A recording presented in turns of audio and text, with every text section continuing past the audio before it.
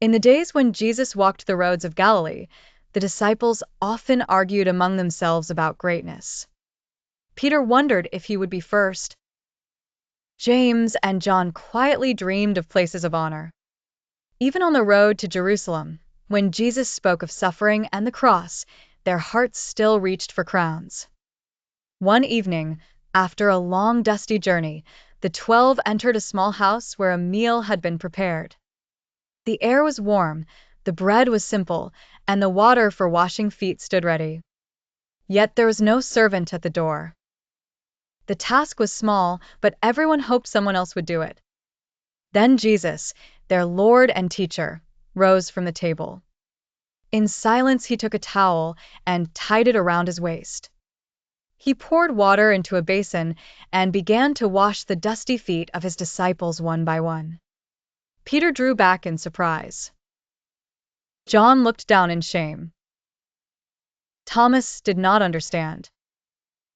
Matthew, who had once been eager for recognition, now felt the gentle weight of Jesus' hands and the greater weight of his love.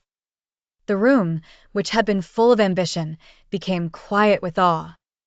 When Jesus finished, he sat down again and said, "You call me teacher and Lord, and you are right, for so I am.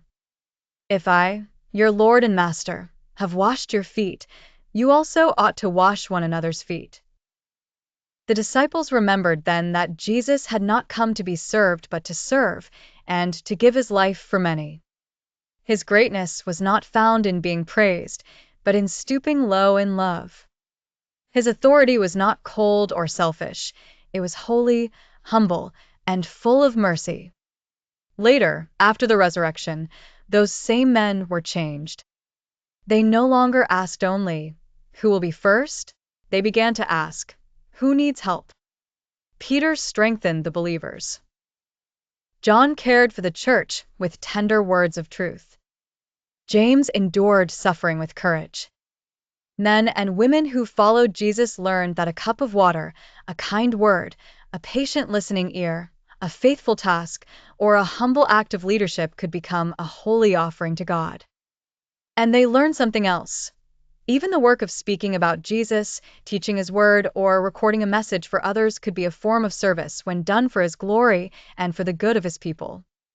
So they stopped measuring greatness by power, titles, or attention. They measured it by love.